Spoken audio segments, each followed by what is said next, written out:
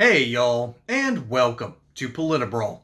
My name is Brian, and Marjorie Taylor Greene just takes a blowtorch to Maxwell Frost and his entire worldview, particularly over what just happened in Charlotte a few weeks ago. Let's dive in. This body is full of lapdogs, doing exactly what the president wants, when he wants it, not pushing back. It is sad. We need DC statehood. There are people, yes, we need DC statehood. We need to put this behind us.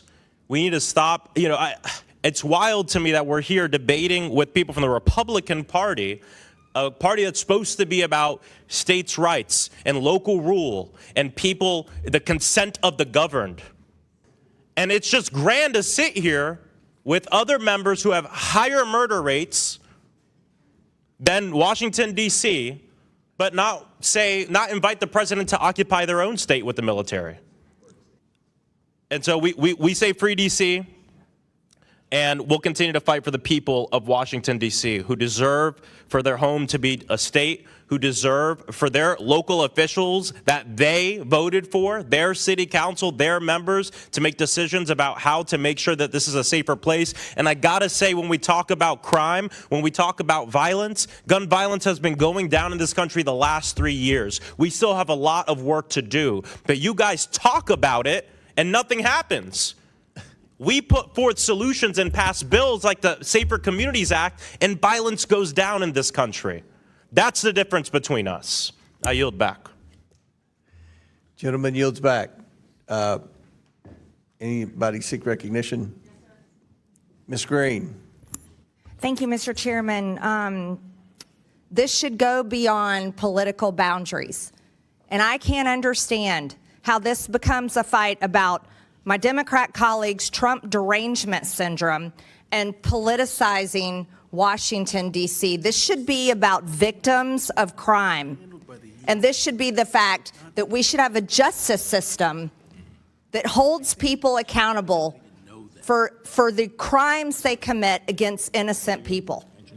And right now we're seeing on the news an innocent woman that came from Ukraine. This woman felt safer coming from a war in Ukraine. She thought she was coming to America to be safe, and she was murdered on a train in cold blood, murdered.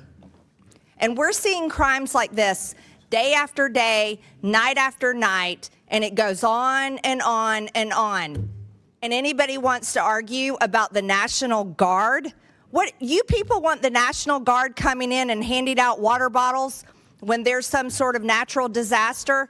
Is that just what the National Guard is supposed to be for? Well, I'm going to tell you what's up. The National Guard is also here to protect and keep our streets and our country safe. They aren't meant to be sent over to foreign wars to go die in some foreign country.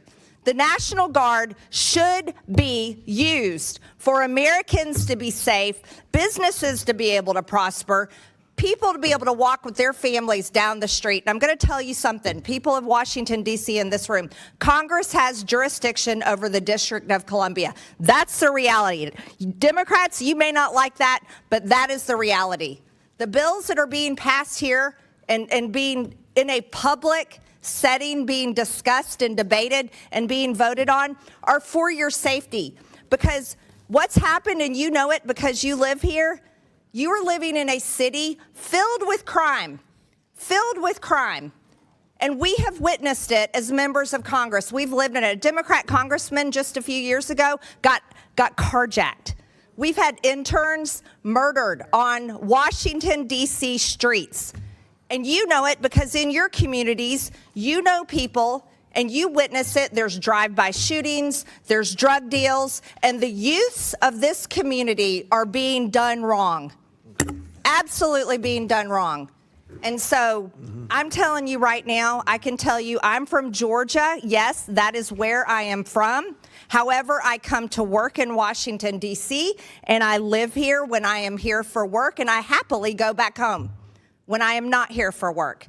But I will tell you there is a commitment by Republicans on this committee to stand up against crime and do what is right for the American people.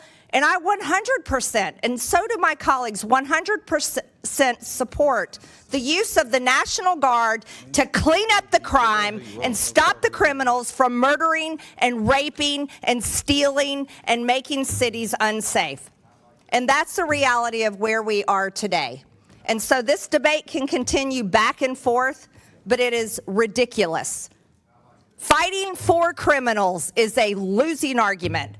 Fighting against crime will win every single time on anybody that has common sense. Thank you, Mr. Chairman. I yield. MTG knocks it out of the park again. There's something in politics that I call the cascade failure. Okay? There's a whole bunch of failures in the United States, but this one in particular is what I call the cascade failure. There's a failure at the federal level. Then there's a failure at the state level. Then there's a failure at the local level. Okay? And the cascade failure that I'm talking about actually starts before this year. Okay? This actually started in 2022. A young Ukrainian family decided to move across the globe here to the United States to seek refuge. And so that's failure at the upper level, because Joe Biden's disastrous pullout of Afghanistan basically told the rest of the world, hey, the United States is weak, we're open for business. And then at the next level, there's a failure at the state level. There's a failure of North Carolina to properly reprimand Democrat-run areas in that state. But the state does not hold its Democrats accountable for bad policies. And then at the local level, when you have DAs that won't prosecute people, won't put people behind bars that needs it, like the schizophrenic who decided, hey, I am going to stab this random person because, well, I just feel like it. Meanwhile, you have jackwagons like Maxwell Frost here. I have no earthly idea how you can possibly spew out the nonsense and then warp it in a completely different direction. Talking about DC statehood, DC should never become a state, but the Democrat Party wants to give statehood to DC and Puerto Rico. They're openly talking about this. They also want to stack the Supreme Court, and they want to eliminate the Electoral College. No, absolutely not. Giving any more ground to the modern Democrat Party, giving them any more power whatsoever, is sheer lunacy. Well, what a surprise. Fed Chair Jerome Powell has just fueled hopes for a rate cut, and of course the price of gold moved higher. Safe haven assets like gold and silver tend to get higher when rates are cut.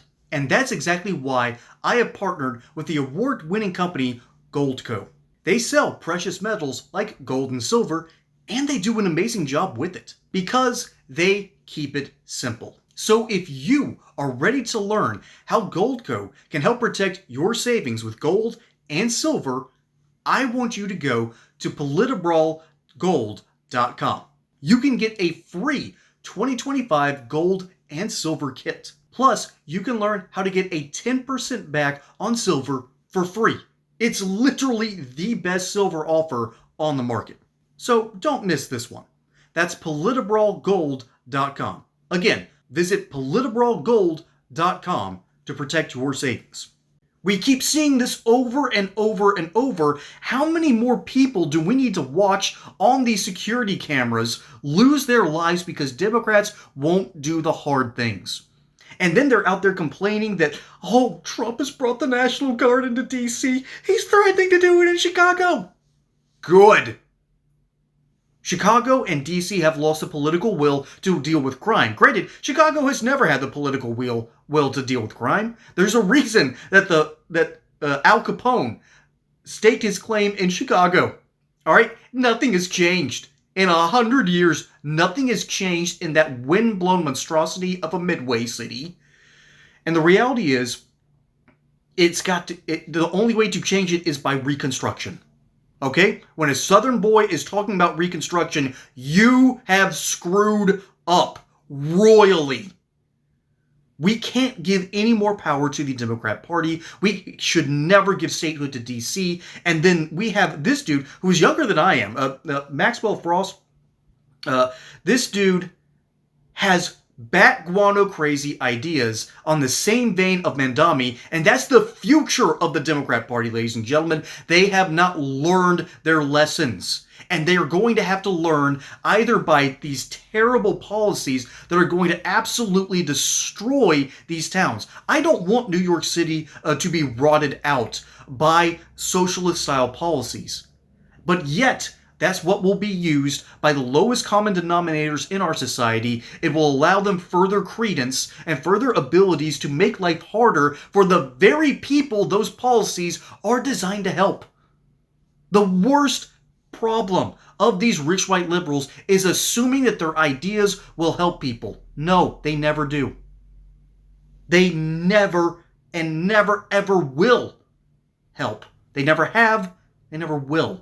Because they don't understand basic logistics. Rich white liberals do not understand that people who are constant offenders, repeat offenders, are the most likely ones that are going to continue to go off the rails. The people who have fallen outside of the abilities of a family to contain will become problems later on. These are fundamental truths that we used to understand as a society, but now we've thrown that all away because we're more enlightened.